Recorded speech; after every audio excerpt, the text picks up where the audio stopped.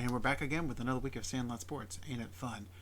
So we talk about what's been going on with the NBA playoffs. Our beloved Magic, they did lose Game 7 of the first round series, but as I asked during the show, if you asked any Magic fan, hey, you'll get to the first round series and you'll be competitive, they would have taken that in a heartbeat. We do talk about kind of where they can improve their team, what they can do. It's not massive moves, but it is some good moves, some good suggestions, some bad suggestions.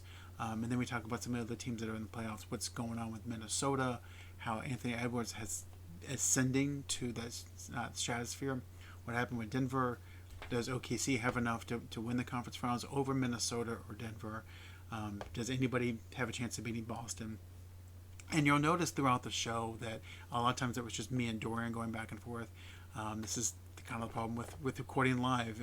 BJ was having some internet issues there in Leesburg, so we were trying to cover for him. So you'll get a lot more of myself and Dorian in this episode than BJ. But if you do like what we're doing, don't forget to like and subscribe to us on iHeart Podcast, on Google Podcast, Apple Podcast. We are on YouTube, so follow us there. Leave us a comment, leave us a like. If you like what we're doing, just tell us what's going on. If you don't like what we're doing, that's okay. Tell us too. We'll get back to you in the comments.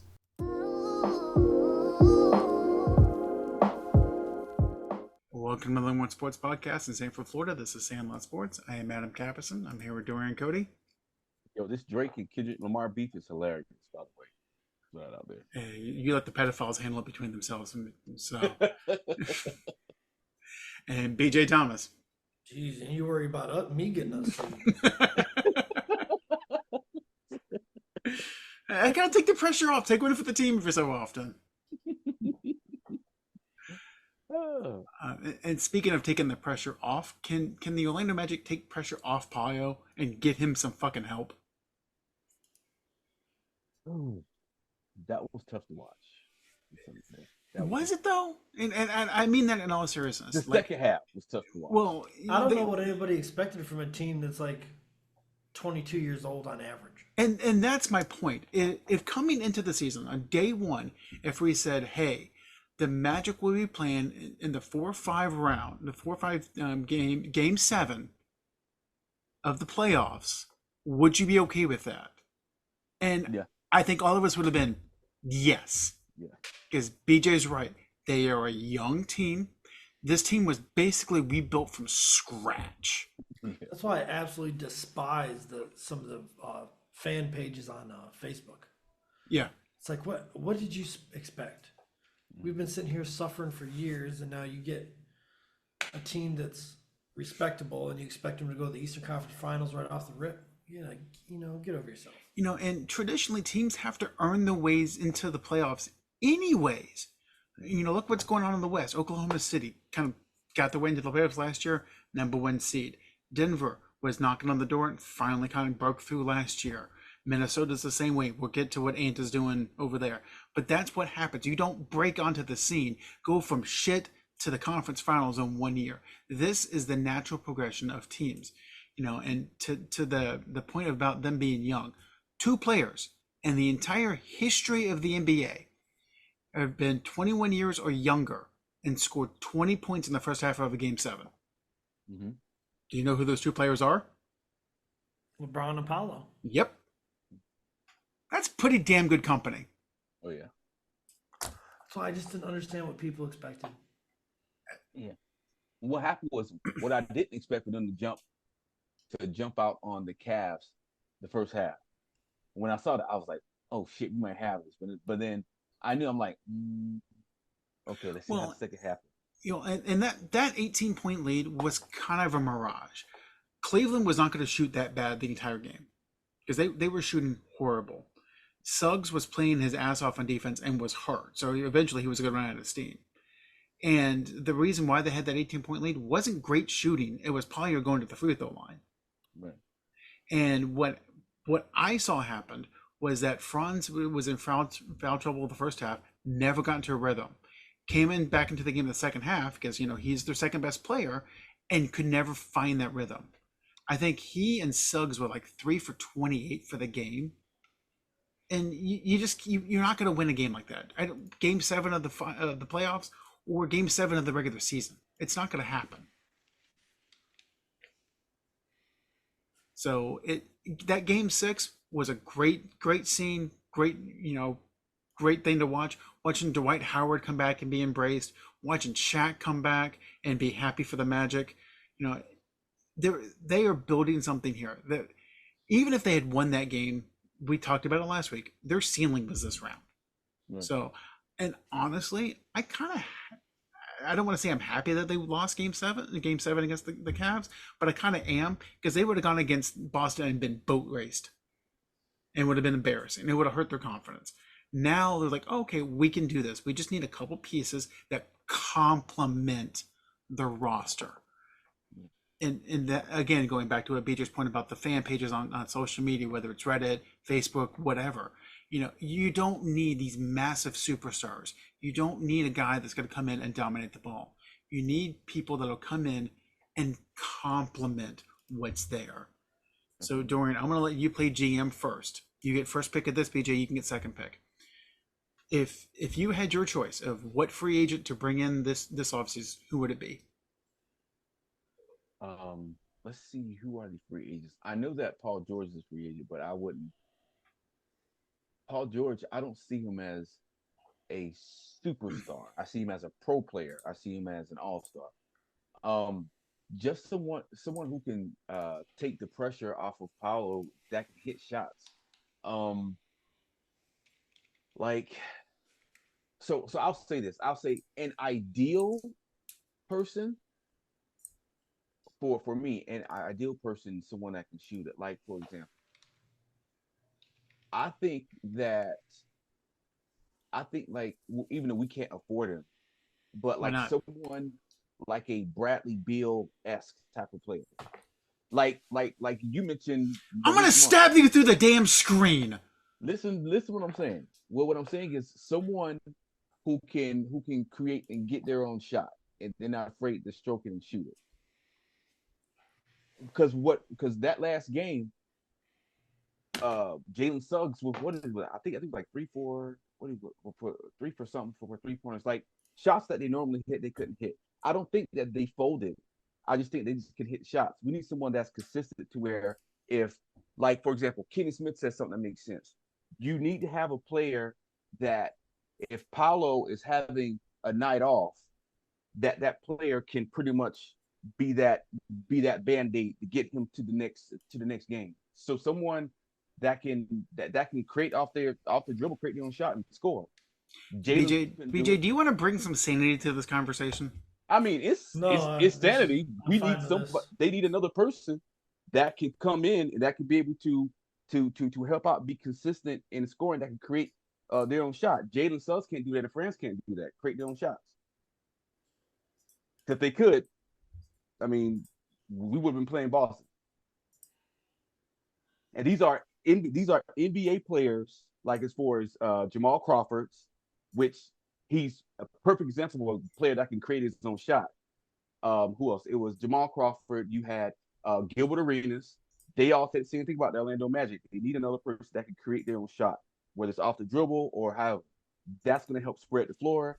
That's going to help Paolo in those spaces to where they won't be able to double team them, because you have somebody that can create their own shot. I just don't know who that free agent who's out there. I got to look at a list, but somebody who can create their own shot is what we.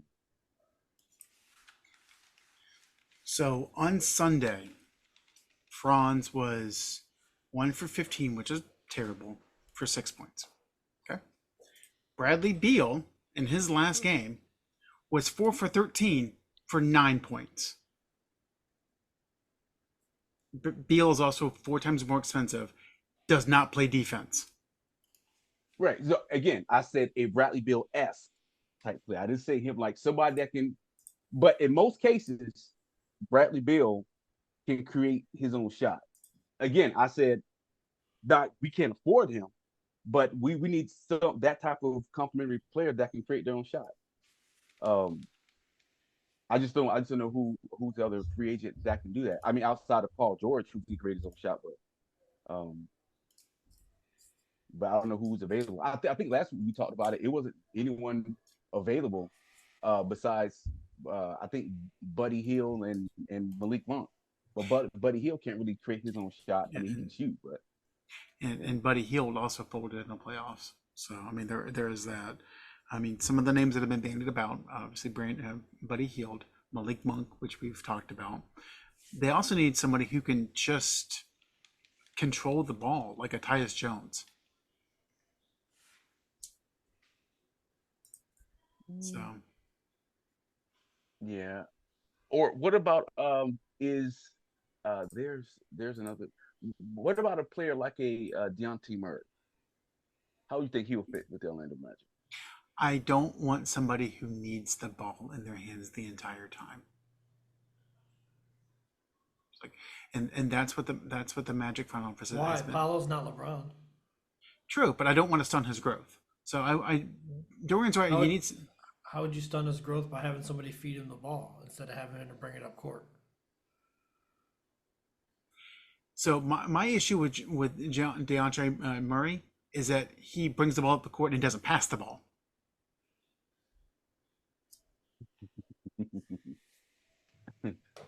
Well, somebody's got to get it out of his hands because he's not a good enough ball handler to have No, it in his and hands. yeah, they need a point. They need guards. They need a point guard and they need a shooting guard. It doesn't have to be like top tier, but they need something. No, I totally agree. It's just hard to like, man. It's just so I don't because it's like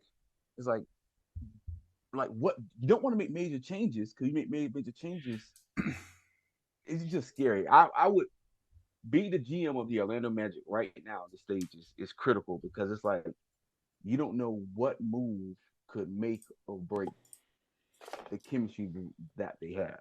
Yeah, Weltman talked about it in the exit interview. Says they have great chemistry now. You don't want somebody that's going to upset that chemistry. Absolutely. And realistically, you need somebody like I said last week. You need Gary Harris to retire. Ride off into the sunset. Take Joe Ingles with you. Just you guys. It's been great. You can leave. And get someone in that can shoot. It doesn't have to be a great player. If the guy averages 15 points a game as a starting two guard, that's still 9 more points a game than they had this year. Gary Harris was the worst in terms of points per game as starting shooting guards in the league. Just get somebody competent. Yeah. Competent. Their defense was freaking amazing. Okay, they were 20-3 when they held teams under 100 points. If they could just get 9 more points a game, even if they give up 2 more points a game, still a differential of seven, net. That's the difference. That's 5-6 more wins. That's not game 7 on the road. That's game 7 at home against a 6 seed or 7 seed.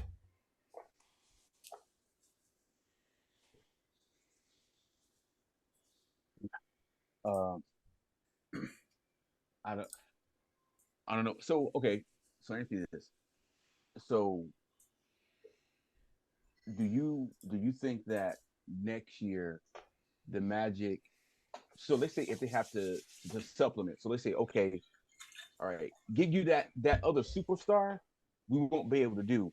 But what two pieces we can add to kind of like supplement having that superstar, like a pure point guard and just a a sniper and shooter. Yeah, that's that. They already have the superstar. They need Right. somebody that can defend the post and Buddy Hield. Yep. There you go. Okay. There's your answer. Okay. I've heard the name Nick Claxton kind of kicked around. I like Nick Claxton. Actually, I like him. Chippy, wiry center, get blocks, run the floor. I know that the game I went to when the Magic played the Nets. Um, he gave some fits to our big guys because he's just even though he's thin, he's deceptively strong and he can like block just about anything that comes his way. Yeah. Uh, like, I do have to say that one of the funniest things I've heard the past couple weeks is you're talking about all the player movement. Obviously, we talked about the Magic because that's the kind of the team that we cheer for. But there's a bunch of different players that potentially are on the move this offseason. And I thought it's been funny because all these players have burned bridges. Me, the bridges I burn light the way of my future. So like one of the guys was like, well, Jimmy Butler's gonna want out of Miami because I think Pat Riley's kind of done with him. So maybe a trade to Philly. I'm like, but that's gonna be funny. They were talking about, well, maybe if LeBron leaves Cleveland, well, maybe Cleveland can leaves LA. Maybe Cleveland can trade Donovan Mitchell for him. I'm like, that's not gonna work. I don't. I think. I think eventually, I really think the Heat are going to work something out with Jimmy Butler because he fits their culture. Does and the he? thing about, I think so because what happens is this, right? Pat Riley is one of those. Hey, like you're either going to get in line, like he don't tolerate no bullshit. And That's my point. It's exactly yeah, my point. but that's what Jimmy Butler needs because we look at it. Every team that he went to that there wasn't a president or coach to be like, hey, like for example, when you play under Tibbs, Tibbs was able to say, hey man, shut the fuck up and listen to me. This is what you got to do to get to the next level. And then when he shut the fuck up and listened to Tibbs, he's like, oh, okay. To this day, he still respects him. Like alpha guys like that, alpha dogs like that. You have to have another alpha dog that's in, as a GM or president, say, hey, look, man, like I got the rings to fucking prove it. Just shut the fuck up and listen to me. That's So what Jimmy needs. You can't be soft with Jimmy. no, Jimmy, the and type of person he'll run all over. and Pat Riley the other day came out and said, just basically shut your mouth, like stop Right, talking. Um, right. but my question isn't so much on the Jimmy side. Does Jimmy want to be there? My question is, do the Heat want Jimmy Oh, there? they don't want him there. Okay, yeah. What's Because their alternative? okay, so there's two questions there. What is the alternative to Jimmy? What are they getting with Jimmy? Because their ceiling with Jimmy Butler is basically the 6th seed. Well, I mean, he doesn't exactly have a great supporting cast, so I don't know if you can say that. So, but with his extension coming up, they may not be able to sign anybody to help him. Mm. So it's going to be an issue all the way around because Jimmy's going to want his money, and he's not going to do the Tom Brady and say, hey, well, No, I'll take this money to bring somebody on. You know. no, that ain't happening. So, mm. So it will be fun if the Magic have a sustained run that's better than the Heat. That's always a fun time. Yeah. So, but speaking of sustained runs, I think Denver's run may have run out, or at least for this year. BJ's favorite player has put them on notice. It's tough to watch, man. He and the thing is, give credit to like the whole Minnesota Timberwolves defense. Like the way that they were able to stifle Jamal Murray, like every time, like it reminds me of that what is it? That Nolan Richardson 40 minutes of hell type defense to where as soon as you touch the ball, there's somebody on your ass following you up all the way up to the court. That was Yeah. that was impressive to watch. I mean, it was to the point where Murray almost got suspended for Game 3. Yeah. He was so frustrated. Probably should have been, but I think the league went, probably can't. Jamal, don't do it again. Yeah, they do. If we suspend them, they would get ran out of the building, and we need these ratings. So, but here's the thing, though: the Timberwolves manhandled the fucking Nuggets without Gobert. Yeah, That's the thing. I'm just like, oh shit! Like Gobert wasn't even there. Nas Reed was one that was the anchor defensively, and now, Gobert is going to go into Game 3. He has his baby. He's rejuvenated. Oof. Wow, it's. Mm. I'm not gonna lie. I had Denver winning the championship going into these playoffs, and I was after the first round. I put money on the Timberwolves to at least win the conference title. I'm like, yeah, that sounded like a good bet. Because Yeah. damn. Yeah. But also too, the thing I like about Anthony Edwards is that he's taking this personal. Yeah. Because last year Denver spanked that ass. So, you know, you can tell that there's a chip on their shoulder, like, yeah, like we want to fucking run them out the fucking gym to let them know. Now, what I'm hoping don't happen is they put all their energy into beating the Nuggets, and then in the Western Conference Finals, whether it's Dallas or OKC, end up doing to them what they're doing to the Nuggets. So hopefully he can keep it up if they win this series, which Well, look and like they probably and that's sometimes the issue when you take something so personally, is you get so up for winning that specific battle, you lose focus on the war. will. Hmm. And with them being a young team, I can see that happening. I could also see them just out talenting the other two teams that are in the West. Yeah, yeah, you see that too. So And so I thought it was funny that, and twice, um, a team has played the defending champions on the road and gone up 2-0. Dallas in 2011 and Minnesota now. That was the year that Dallas won the championship.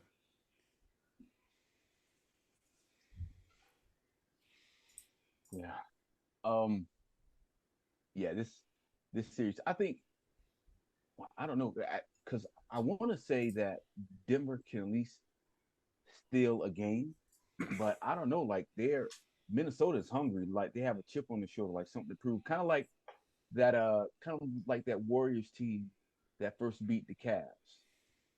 Like they were just going through the playoffs. Like they had a chip on their shoulder. Like, yeah, you guys call us young. You're saying that you know, Draymond is on the defensive play, can't do this. Steph Curry's on the shooter. Like they have that type of, like, hey, we're gonna come through this playoffs and try to like beat people, to the fucking ground. Like that's that type of persona that I see that the Minnesota Timberwolves have. And the thing that's crazy is that Anthony Edwards, he's been this person ever since football. Because I did some research and I found out that like they actually said he was a better football player than basketball player. But he decided to go basketball, I think because of an injury. So Well, he said, I'll safer. just stick basketball. Yeah. But they said like the Ant that you see right now, he's always been that confident, like when you get on the court, like I ain't trying to make no fucking friends. Like I'm gonna beat your ass, and afterwards we can go hang out. That's that embodiment of Jordan and Kobe. Like when we're on the court, like I don't fucking know you, I don't like you. When I beat your ass afterwards, hey, we can go grab a bite, eat, we can hang out, and chill. But on the court, like you're my enemy, and he embodies that. Love It's refreshing to see nowadays it. because you haven't seen it that often. Yeah, yeah. So definitely excited to see it. Um, what are your guys' thoughts on the Mavs OKC series? Do you think the Mavs have a shot to win that series?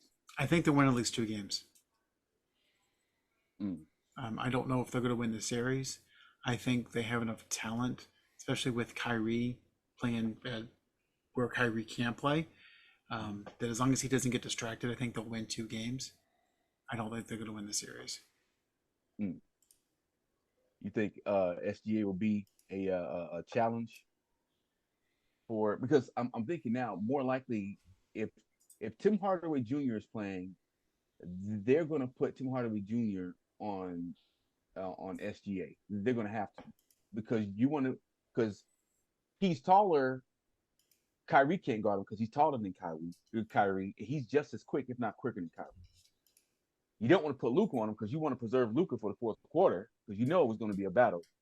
So it's like Tim Hardaway Jr.'s, the Jalen Greens, and there's another defensive person that they use. I can't think of the young guy's name, but they're gonna have to use someone that's going to be able to put in some good energy to guard SGA. Not saying that they're going to stop him, but just to take that pressure off of Luca and off of Kyrie if they want to stay in the series. Because if they put either one of them on SGA, he's going to burn.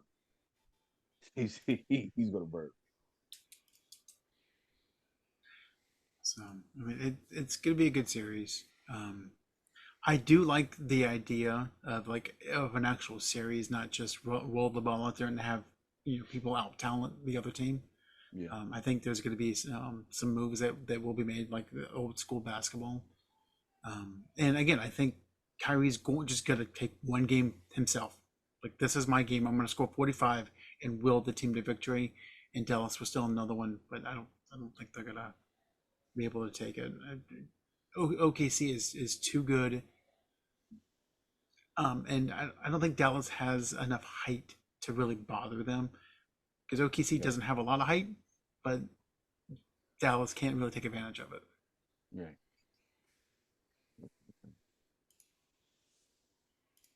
Hmm. Yeah. Because I believe I think the two big men that Dallas has is Daniel Gafford and Derek Light. Is it Lively or Likely? Lively. Likely. Yeah, Likely. Yeah. So, um, and then on the OKC side, Chet Holmgren, he's one of those big guys to where like not only he can take you off the dribble, but it's like if you're Derek Likely and you're Daniel Gafford, like you're going to have to go to the perimeter to guard him because if you don't, he will scorch you from three. Yeah. So it's kind of like you gotta definitely be on your toes with him. And believe it or not, from watching his games, he's not a bad passer.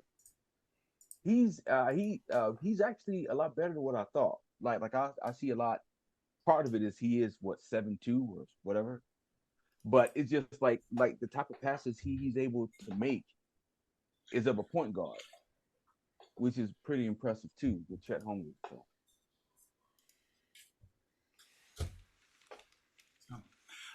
I do think it's funny that the Indiana New York series, I think, is the one series we haven't covered yet.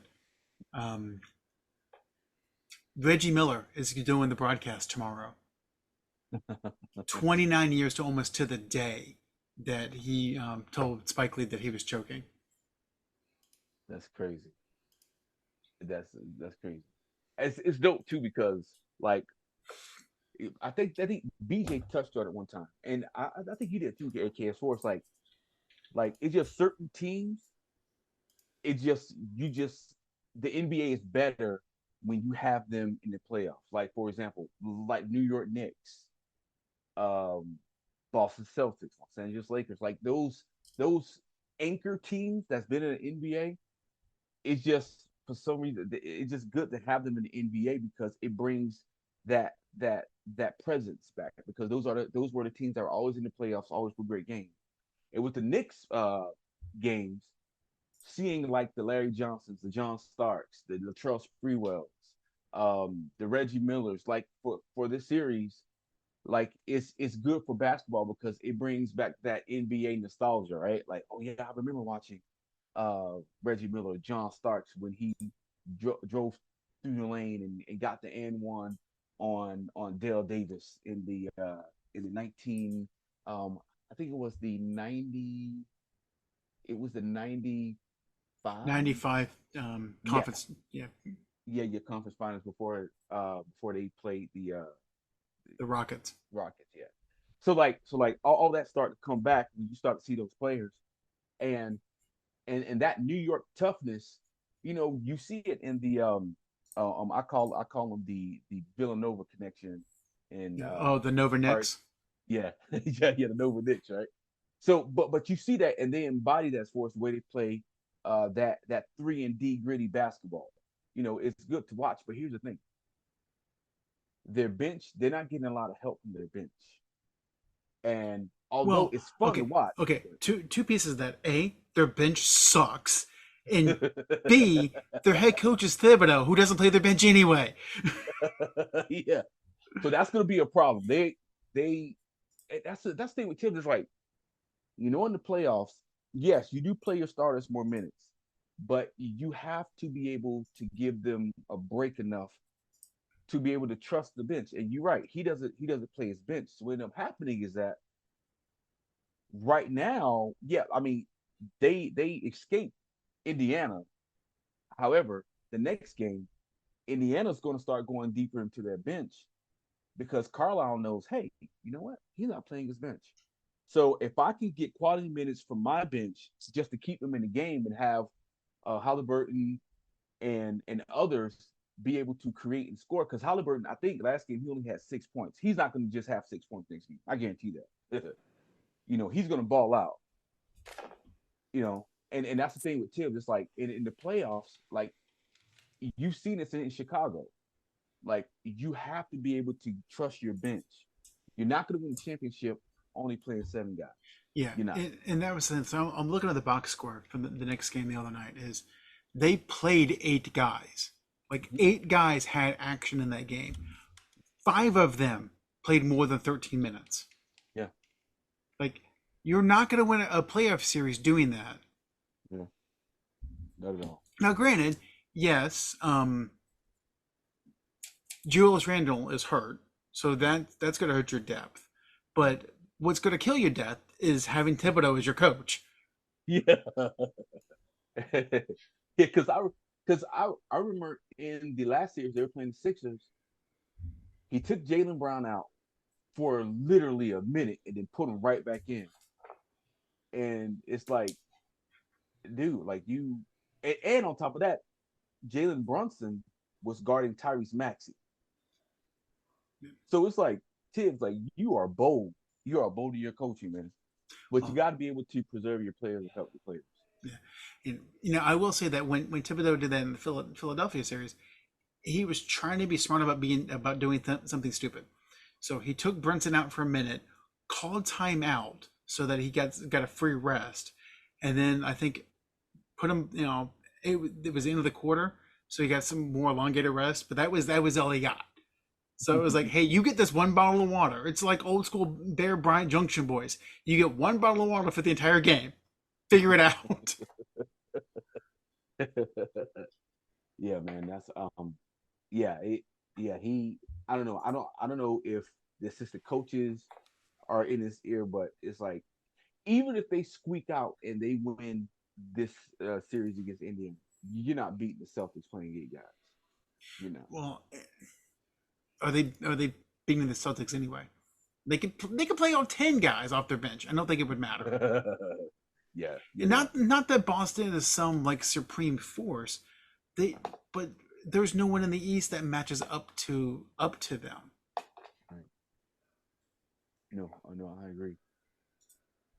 Now, is it too early to say what NBA finals we would like to see? I mean, we're down to 8. Go for it. I would like to see Boston Celtics Minnesota finals. I would like to see that. And the reason being is because by that time, I think Porzingis should be playing in the finals. If everything goes to plan, he should be back. He should be back before the finals, but he'll definitely be playing in the finals. Being able to have a big man that can stretch the floor as far as hitting the three, like him and Cat going at each other will be interesting. But I'm pretty sure he'll probably end up going up against Gobert than Cat. So, I'm gonna say this because I talked about this earlier in the episode about how teams kind of learn how to win in the playoffs, and you don't really arrive on the same. If Ant changes that, what does it say about him personally?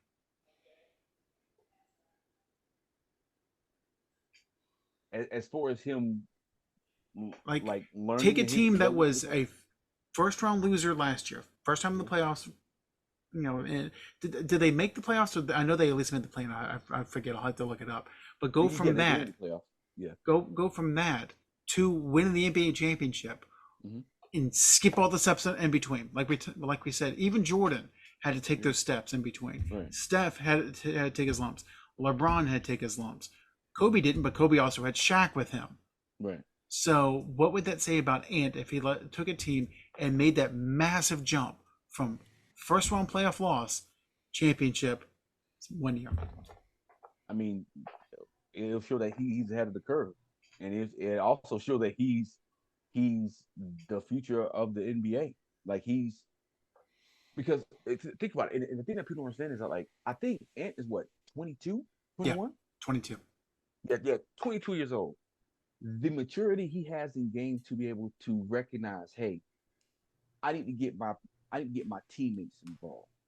Let me be the distraction. So as they're coming to me, I got Conley on this side.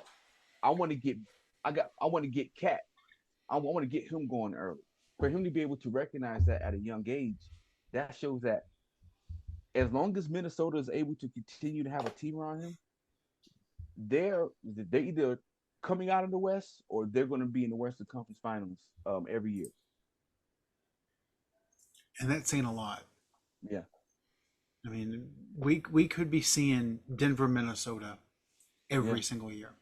yeah, yeah, You know, yeah, we were talking about, how it was Indiana and New York, like in the 90s, like every single year that those teams played in the playoffs.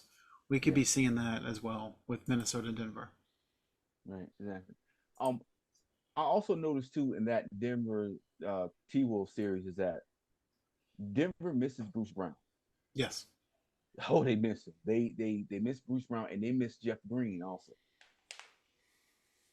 Jeff Green came in, even if he gave them 10 minutes, 12 minutes, he was that individual to where if he's open, he's gonna hit it. He could take you off the dribble. Like he they served him as a Swiss Army knife against teams which allowed more room for everyone else to operate. Since they don't have that Bruce Brown, that Energizer Bunny, or they have that Swiss Army knife in Jeff Green, it's easy for the T Wolves now to because the T Wolves what they did in their defenses, if you guys noticed, they never double teamed Jokic. No. They never double teamed. Everybody played man to man. Like we're gonna be relentless. We're gonna you're gonna have to work for every point that you get, and we're gonna be physical. You have to Yeah. match our physicality, and they weren't able to do that, um which was impressive. Because usually most teams, you realize, okay, you got to double team Jokic. They didn't do it.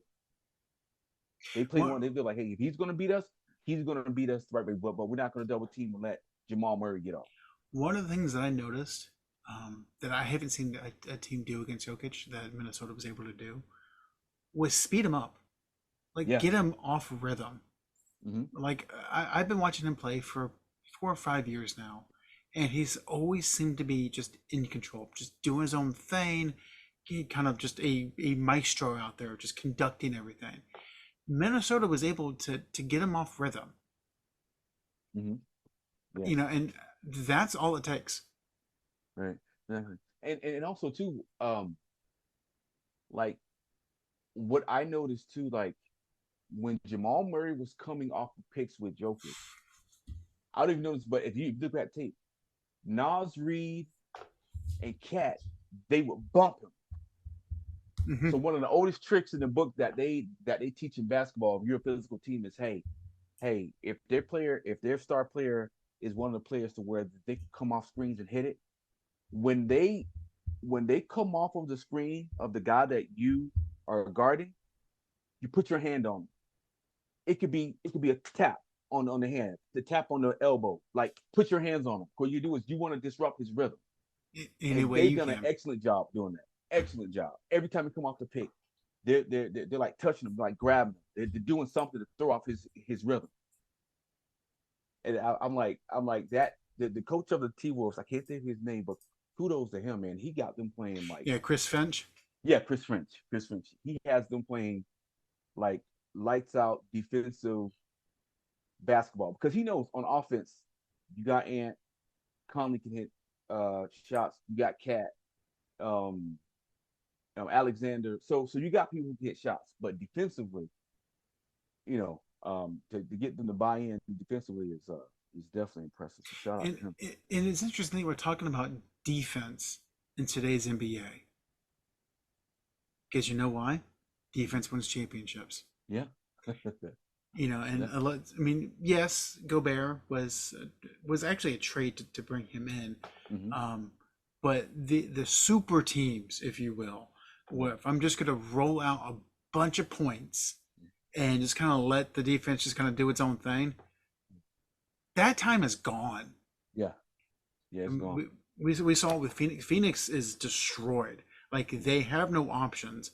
They might score 120 points a game, but they'll give up 130. Right. Right. The Lakers, I mean, they've got a crater that is known as LeBron and AD. Mm-hmm. They don't have anything left. Right. Okay. Milwaukee traded away their defense to bring in Dame Lillard, and look how that's turned out. Yep. Yep. The other team in LA, the Clippers, brought in a bunch of offensive players, and Kawhi was supposed to play defense, but he doesn't play. They're out. Yeah. Right. So, and the teams that are left, OKC, homegrown, kind of pieces here and there. Dallas, yes, they got Kyrie, but don't forget, when Kyrie went to Dallas, no one else wanted him. Right. That's true. That's true. Denver's completely homegrown. Jokic was a second-round draft pick. Right. Right. Boston's mostly homegrown. Yeah. Again, Porzingis was brought in, and Holiday was brought in from the trade. Ironically, the trade that brought Lillard to Milwaukee. Mm-hmm. Yes, Donovan Mitchell is in Cleveland, but again, no one really wanted him. Right. Right. Jalen Brunson was a cast off of Dallas because he was, the same as Luka. Yeah. Look what's happened there. And same with Indiana. They've built that team. So you might have multiple stars on the team, but grow it organically. That's what we're seeing. And if you do that, guys learn how to play together. You know what they also know how to do? Play team defense together. Absolutely. Absolutely. And also too, people fail to realize the Golden State Warriors, yeah, they scored points, but their team defense is what won those games. Yeah. Playing the passing lanes. And the thing is, they their first championship, they had Festus Ezeli as their center. He's only known for his defense. And they were able to formulate a plan as team defense to say, hey, you know what? We may not be the biggest, we may not be the fastest, but what we're going to do is we're going to be able to play our spots, play the passing lanes, being able to lead when the wing guy, like, if he gets past Klay Thompson is to lead him to Vasily or lead him to Pachulia to be able to either, if we can't block it, get a hard foul. Like make the presence felt. And they did an excellent job of it. Everybody remembers the 3-point shooting from the Golden State Warriors. Everybody remembers that. What they don't remember is that there will be spurts in pretty much every single game where 3-pointer, defensive stop. 3-pointer, defensive stop, 3-pointer. Oh, so now that's a 9-0 run. Just like that. Absolutely. That's what won them those titles. When they stopped playing that defense and went more towards the offense, that's when they've fallen off. Yep. So, BJ, you're okay? I know you've been having internet issues. Yeah, it seems to be straightened out a little bit here. Okay. Yeah, for those of you, because obviously you guys can't see the video, there's Dorian and I have been talking back with BJ's been trying to fix his computer. It's fun times living in Lake County with internet. Oh,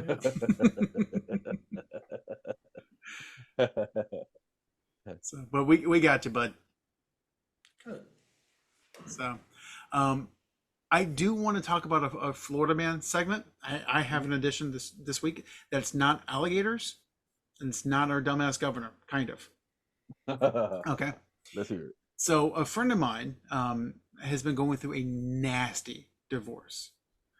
She'd been married to her husband for 20 years, and she was saying that they filed for divorce back in 2022, and it's still going on. Damn. Yeah. He got heavy assets, or he's just contesting everything. He's contesting everything. And finally, like, he essentially kidnapped their daughter, moved out of the house, and she's been fighting constantly. So she's dealing with that. Finally got the custody stuff sorted out and going through that. So she was talking to me last week, and she's kind of going through that. She's like, you know what? I finally said, fuck it. Even though the divorce isn't final yet, he's still fighting it. I don't care. I've started dating. Like, good for you. Now, just to let you know that, like, this, she's in her mid-40s, very slender, Polish woman, strong-willed but very attractive woman. But she was telling me that she's been dating men in Seminole County, and she flat out asked me, she's like, "What is American men's fascination with guns?" Yeah. She said that she's been on multiple dates with multiple guys, and like every single one of them, he is like, "And this is the gun I have, and this is what," and she's like, "I'm leaving." Man. So, for what? Okay, growing up, I've known a lot of individuals who, you know, um, what word? They were very colorful individuals to where they felt that they had to keep that thing on. What we say, right? But one of the things that stood out to me was they were like, if you have to talk about what you have, then you're a coward. Because Well, real men don't ever talk about what they have. They just use it. They have to use how long have you guys known me? it. Way too damn long. Forever. So if I don't need a gun, why do they need a gun? Yeah. Right. Yeah. True. I say some things I should not say to people Yeah. on a fairly consistent basis. And I wouldn't say I'm like a big guy. I wouldn't say I'm a small guy.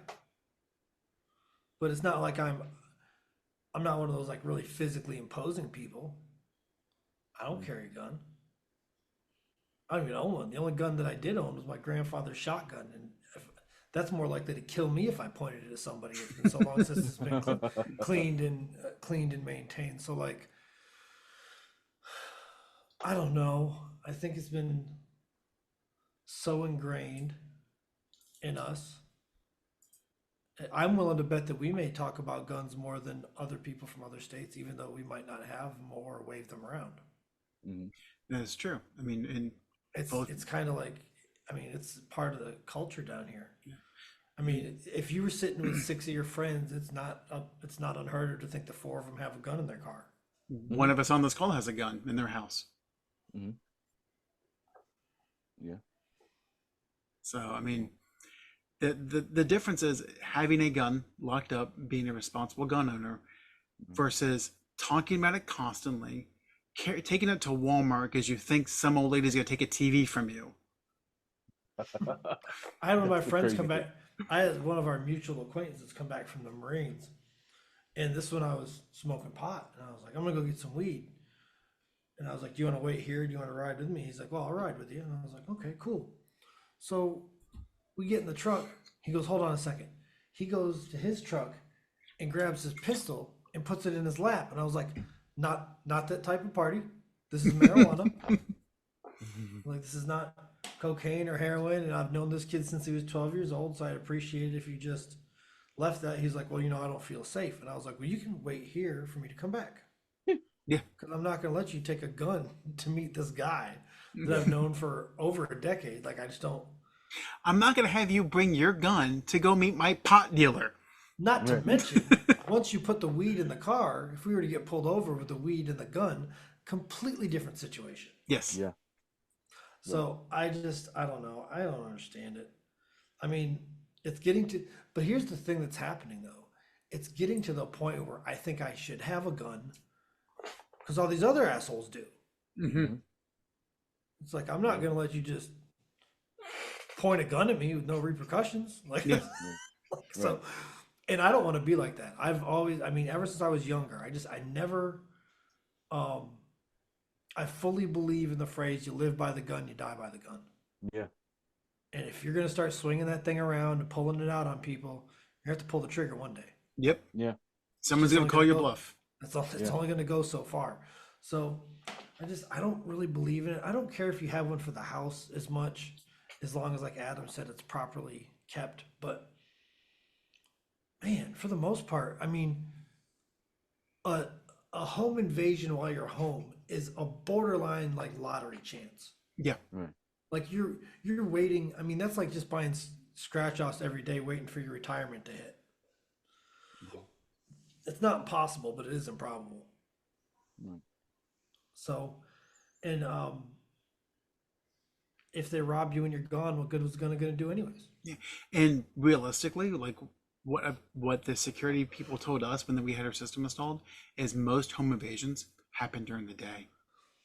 Yeah, when nobody's around. No one's around, and it was so funny because we got the new new system in 2021, and he was like, yeah, most of them happen during the day, and they're caught because they don't wear a mask.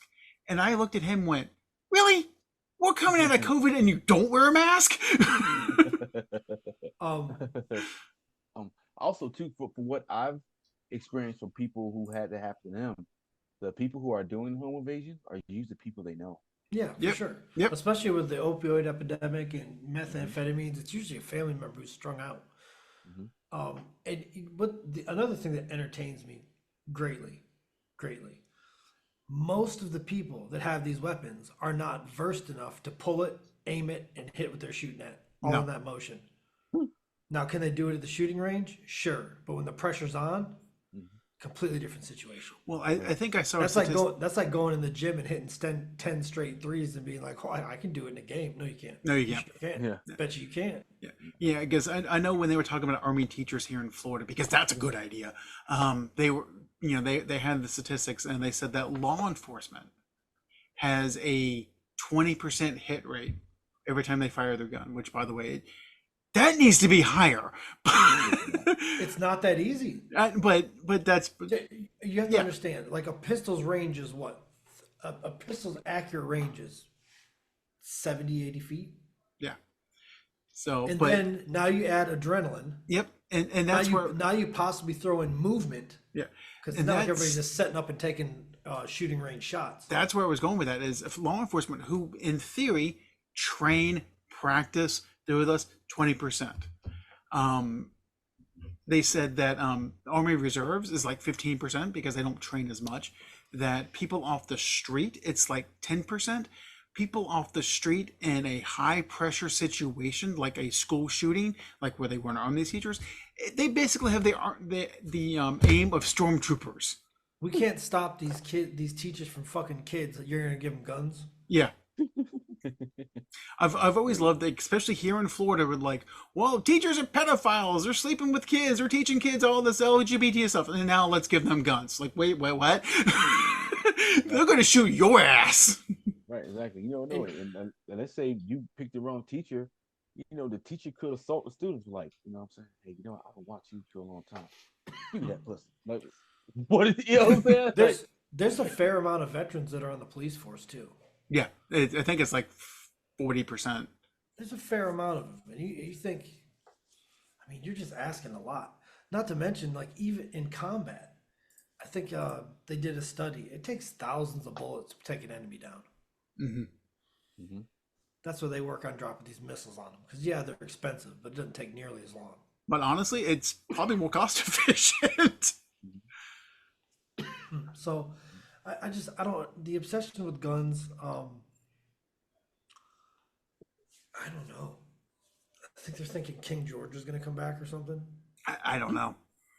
Well, and I know like some of our neighbors, they do have the red hats and the flags out, and they're always worried about, well, the government's going to come and take over our land. I'm like, your little pistol ain't going to stop the army from coming. You know why? They have a fucking tank. They have air-to-air missile-sized nuclear weapons. Do you think they give a flying fuck about your AR? You think they give a fuck? Just use drones. And You know what I'm saying? Like, here's the thing, like, so let's say the National Guard shows up at your house. You might kill two. You might. Of the 20 that have shown up. You didn't see what happened at Waco? They will burn your shit down. Your Yep. kids, your animals. They will kill all of you. right. Giving probable cause, yeah. At this point, they could just Well, send give them a Boeing. reason to make probable cause. At this point, they might just send Boeing after you. Yeah. Yeah. Hey, do you want to flee a free airline ticket? No. They're way more efficient. No, Boeing's out here whacking people for testifying against them. Yeah, I heard that there was 10 more whistleblowers. I'm like, well, someone's gonna be busy. Jeez, some ones. Yeah, it's just you have little chance of actually using the guns accurately in those situations. Yeah. You have even slim chance of being available when that situation is taking place. And I just don't. I don't know. I don't see the point. Yeah, I mean it's very common here, even in Sanford, to walk into a Walmart and have a sign that says, "Please leave your gun in your car." Mm-hmm. Like it's fucking Walmart. Yeah, I mean, that's where most of the guns are, Yeah, I mean, like, in that parking lot. yeah, you're gonna have a run by fruity. What are you doing? I mean, that's their That's their base. clientele. Their base. I don't know. The open carry shit's hilarious to me. And I was like, I try not to body shame too much. I do. I try not to do it too much. Meal Team Because 6. if there's anything that screams my dick is inadequate, it's carrying your firearm into a public place. Yeah, the same people that will insult a barista at Starbucks because she has blue hair will walk into that same Starbucks with an AR. It's like, 38 well, wait a second. 38 caliber on my hip, 22 caliber in the shorts. Are you afraid that she's gonna put too much whipped cream in your coffee? Calm the fuck down. I don't know. I just don't know what makes you think like you're qualified in a crucial situation to pull your weapon out and stop it. Yep. Oh, and by the way, if you'd stop watching a certain news channel, there would be less crime to start with because you'd be less scared of people that look different than you. They're gonna rape your wife and daughters. No, they're not presidents. Oh wait, that's just his own daughter. My bad. Tell a porn star that remind her she reminds you of his daughter. Like that's just gross. He's one of the creepiest human beings out there, and he has such a fan base. He's got a similar fan base to Guns. Coincidence? I think not. Nope. I don't know. I think it's just insecurity and paranoia. I think Yes. that's a lot of it. Fear sells. Yeah. Hate sells. And in a capitalistic society, you go with what sells. I'm not gonna lie, I've never shopped for a gun. And then just after COVID, when all this shit got crazy, I was shopping for ARs because I was like, these motherfuckers are loading up for something, and I'm not gonna let them just freight train me. I'm gonna give them one magazine at least. Yeah. Well, it's funny when my wife was shopping for ours, she was like, "Well, this one, the clip is this size, and this one, the clip is this size." I'm like, Why does that matter?" She's like, "Well, I get more shots off." I'm like, Watch out now, bud. You're gonna offend a lot of people by saying clip.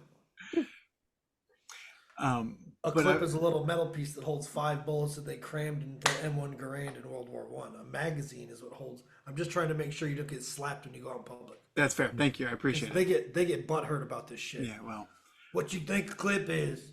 I'm gonna take my money clip that I actually have money. There you go. But I was like, what does it matter? She's like, well, I can fire more shots, But I'm like, if you have it for a home invasion, and you fired 10 shots versus 15 shots, those last 5 shots better not matter because you better have hit something with the first 10 shots. Right. I have heard from some people who have been connected to law enforcement that in certain situations it's better to empty the magazine because it shows you were in complete fear for your life. Yes. Yep. Whether that's 10, 15, 18, whatever's in the magazine. It's crazy. Just crazy thoughts. Now, this is also coming from the same people that fear for their life when acorns hit their car. So,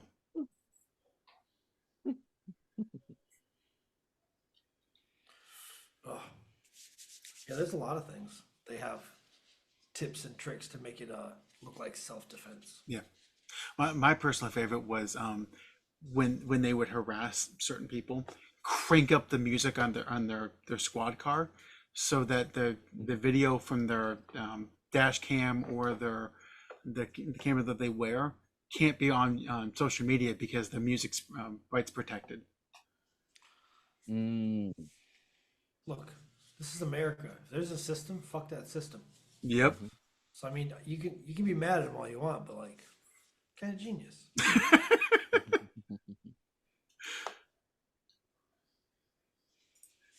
So, and also, here in Florida, yes, there are protests on the college campuses. There are some at UCF. There's definitely some in Florida. I think there's some at Florida State. But I will say this, that Florida gets credit for this, so I'm gonna give credit where credit's due. The police here in the state of Florida aren't really breaking up the protest. They're just kind of like, whatever. There might be arrest here or there, but they're not really violently breaking it up. And that's why you don't hear about it, because they're just kind of letting do their thing. Because you know what? Graduation's this weekend. After this, ain't no one going to give a shit. What blows my mind is they're so willing to protest over a war that's happening 7,000-8,000 miles away. And it's terrible. It is. But they sit on their fucking hands while corporate America destroys this country from within. Yep. They don't protest that. They don't change anything from that situation at all. They just let it happen. They don't push for Citizens United to be reversed. They don't push for higher corporate tax brackets. They don't push for anything like that. But something happening 8,000 miles away, that the people that they're protesting to have little or no actions over what's actually going to happen. That's just fucking asinine. Yep.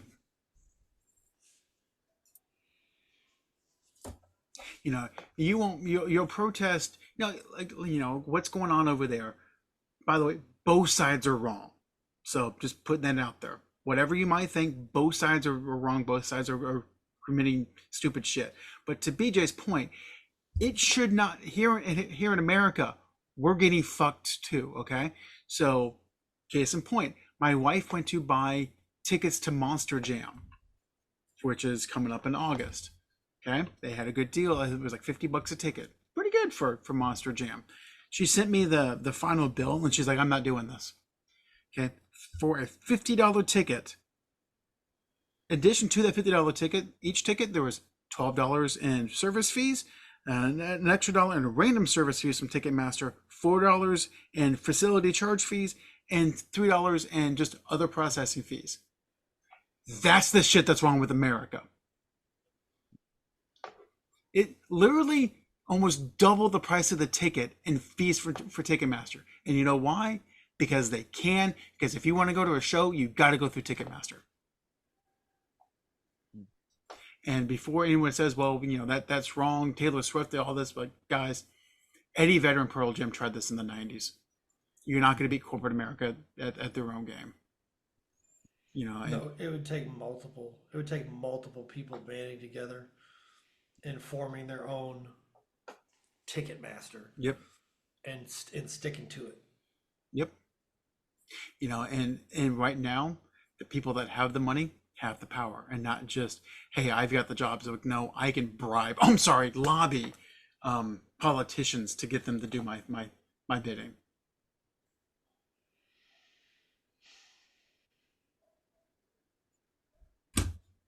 God bless America. Shit's getting nutty. Yep.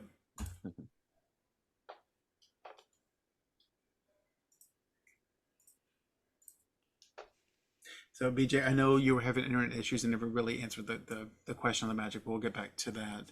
What do you think the Magic should do this offseason? They need to stop people from driving down the middle of the lane, first of all, and that guy's not on the roster. So anything that does that will be great. And they need more than one scorer. I'm so sick of everybody, Magic fans, people on these Facebook pages saying that one scorer is going to fix this. It's not going to do it. No. It's not going to do it. They need multiple people that can put the ball in the basket at any given moment. Yep.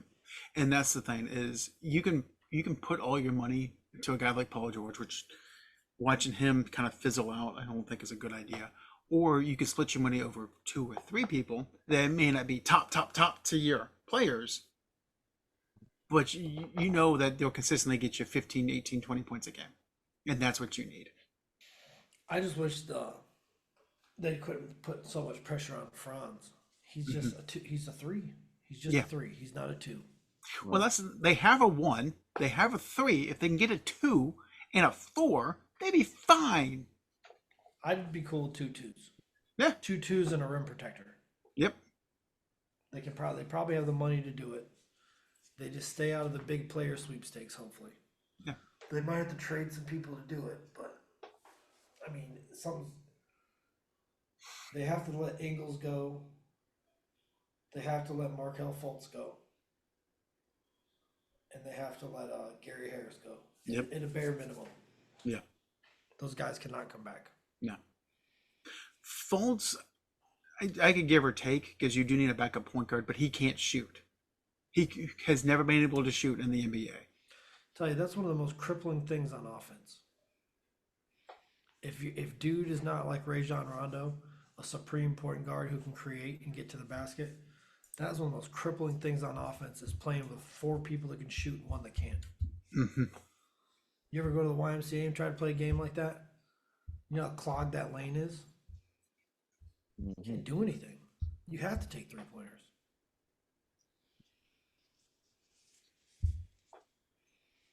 So they have to put scorers on the floor, and they have to get rid of the 3 players I named. Yep. Like I said, Ingles and Harris, absolutely, and they can just retire. They don't have to be traded. Hey guys, you've been here since the '90s. Just retire. It's okay. You made your money. Fultz, you might be able to get a 2nd-round draft pick for him, and that's what they gave up to get him. So, I'd be surprised. But yeah, I think you're right. They need 2 or 3 mid-tier players. 2 twos would be fantastic. If they can get 2 twos and then Franz can compete for 2 or 3 on any given night. If they can get Monk and Healed and then try to find a rim protector either in the draft or through trade. Yep. Hey, what about Monk, Healed, and draft Zach Edey? Well, we don't know about his defense against adults yet. Fair. I've seen a lot of 7-footers come through this league that cannot protect the rim. Wendell Carter Jr. So something's gonna have to happen with that. We need a big who is aggressive, rebounds, and owns that paint. Isn't that what Jonathan Isaac? We don't even need a bunch of. He's still a power forward though. He's playing undersized. He's playing out of position. He is almost 7 foot tall, but he's never been thought of as a center. Not in the NBA, maybe in college. So it will be fun next year. I mean, realistically, if they win 5 more games, just 5-game improvement, that's 52-30. That's making it. So I'm trying to think, wasn't Jonathan Isaac drafted as a small forward? Might have been. Mm-hmm. So I mean, you got him. He's punching above his weight right now. Yeah. Yeah, he was a small forward on the recruiting list. Mm-hmm. He was a 3-and-D guy in college. Yeah, and then they found out, oh shit, this guy can't score. And they're like, well, you're gonna have to go get closer to the basket. And they kept moving him and moving him and moving him, and here he is.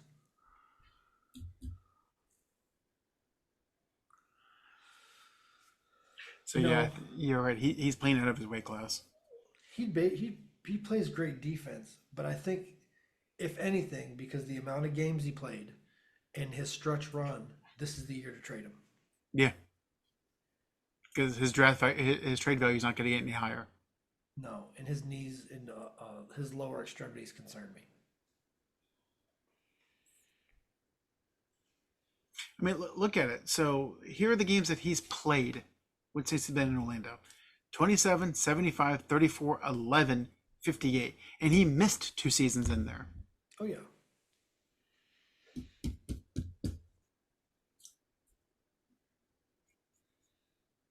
So that'll be fun. But like I said, it's nice to actually have the Magic be competitive. Yeah. Fun times. Yeah. Competitive fire, yes. I ate some chicken wings watching them. Yeah. So, well, gentlemen, this has been Sandlot Sports for the week. Later. Peace.